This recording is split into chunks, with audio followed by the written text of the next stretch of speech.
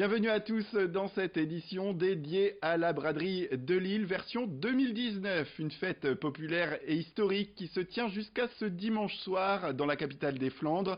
Une nouvelle édition qui doit rassembler, on le rappelle, quelques 2 millions de visiteurs un peu partout à Lille avec des rues à arpenter, à découvrir, que ce soit de Gambetta au boulevard Louis XIV, de la rue Nationale au Champ de Mars, en passant bien sûr par la Grand Place et le Vieux-Lille. Cette année, et comme depuis 2017, la mairie de Lille, en lien avec la préfecture, ont sécurisé la braderie en réduisant le périmètre, le tout en réorganisant son programme. Fini le marché, fini les produits neufs, retour aux origines avec une braderie qui vante le recyclage avec l'interdiction d'accès pour les vendeurs de produits neufs. Et qui dit recyclage, dit aussi depuis l'année dernière recyclage des coquilles, des 500 tonnes de moules envoyées à Lille pour le week-end. Pour en parler, nous sommes allés rencontrer les responsables de la start-up Ethnici, une start-up lilloise. Elle vise à faire des coquilles de moules de véritables dalles de carrelage originaux. On va recycler ces coquilles en carrelage, comme l'année dernière, ou alors en bougie, toujours comme l'année dernière. On a les coquilles de l'année dernière. On fait aussi du mobilier pour les restaurateurs, des tabourets hauts. Ça fait 1 an qu'on produit, ça fait 1 an qu'on transforme la coquille de moule, justement. Donc on a mis au point le process et maintenant il est totalement stabilisé. Et c'est comme ça qu'on a réussi à produire les 400 mètres carrés de coquilles. À la fin du week-end, la mairie de Lille va collecter les coquilles de moule pour nous les transmettre courant de semaine prochaine. Ça partira en traitement, traitement broyage. Et puis nous, après, une fois que c'est broyé, on les compacte avec du calcaire, un liant, pour faire ce carrelage. C'est 50 € le mètre carré. C'est un grès cérame de bonne facture. Il y a un impact assez important sur le traitement, sur le nettoyage de cette coquille de moule, parce que ce n'est pas que de la coquille, c'est après consommation. Donc le traitement a un coût. Une braderie qui reste chère au cœur des Lillois et de ceux également qui l'organisent, il ne faut pas l'oublier.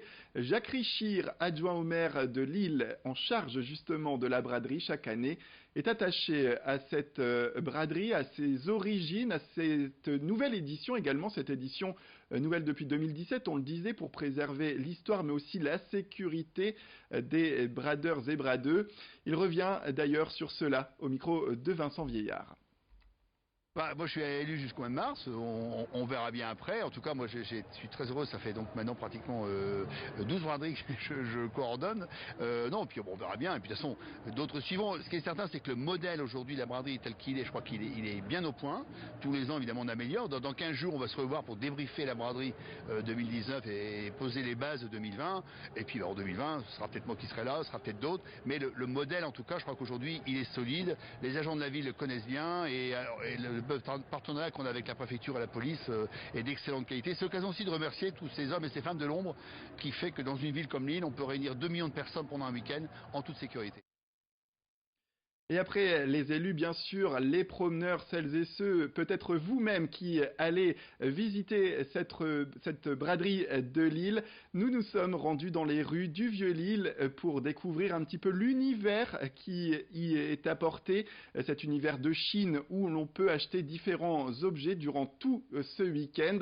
Et qui dit acheter des objets dit également avoir le ventre creux. Il faut manger et il faut aussi se ravitailler en boisson, le tout avec modération lorsqu'il s'agit d'alcool bien évidemment. Nous avons rencontré des promeneurs, des touristes venus de Bretagne. Ils nous donnaient leurs impressions pour cette nouvelle édition de la braderie de Lille, eux qui étaient d'origine lilloise durant leurs études. On a fait nos études 4 années à Lille et du coup voilà, on est habitué de la braderie et maintenant qu'on vit à Paris, on s'est dit que c'était la bonne occasion pour revenir tout simplement. On est dans le Vieux-Lille à quelques pas d'ici, donc voilà, très sympa. On fait du café Ose parce que là-bas il y a de l'ambiance. Du coup on a fait ça l'année dernière. On a même oublié de bouger l'année dernière, on est resté longtemps dans ce coin et du coup on voulait être à côté, on sait que l'ambiance est cool. Là on attend le Airbnb qu'on chope dans 1 heure. Et après, une fois les sacs posés, on va faire le tour des petits stands, prendre des moules frites au maroilles et puis boire, profiter. Pas mal de bière effectivement. Et la braderie, c'est également des siècles d'histoire, de vie de chineurs, de bradeurs et bradeux. Une braderie qui est riche de surprises également. Et pour en parler, nous avons pu rencontrer Anne Hadou. Elle est guide touristique à Lille depuis 25 ans et propose désormais des visites aux Lillois qui veulent découvrir chaque jour l'univers qu'ils ne connaissent peut-être pas suffisamment. Elle propose notamment des visites dans le Vieux-Lille et c'est une connaisseuse pour ainsi dire de la vie lilloise et surtout de la braderie. Elle nous a fourni quelques éléments et notamment une belle anecdote à découvrir en ce week-end. En 1882, on a décidé de repousser la braderie au milieu du mois d'octobre et de demander à tous les bradeux de se costumer selon un tableau de Watteau qui datait de 1800, dans la braderie de 1800. Donc en 1882, c'est-à-dire 90 ans après la victoire des Français sur les Autrichiens étaient à la porte de la ville. Pendant 10 jours, ils vont bombarder la ville à coups de boulets rouges notamment. Ils vont incendier une église qui était juste là, l'église Saint-Étienne. Et ils vont finir par repartir à court de munitions.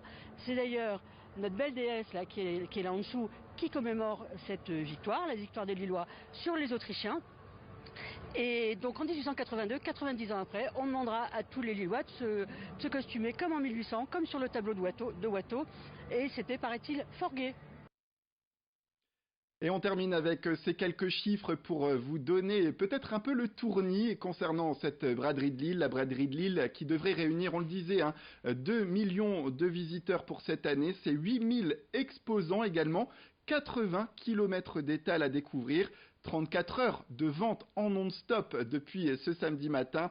C'est la plus grande braderie d'Europe. Et puis c'est également, il faut le rappeler, 361 tonnes de déchets à éliminer. Voilà pour ces quelques informations pour cette braderie de Lille. Une braderie qui se tient, on le rappelle, jusqu'à ce dimanche à 18h. Voilà, c'est la fin de cette édition. Merci à toutes et à tous de nous avoir suivis. Restez avec nous, l'information braderie continue.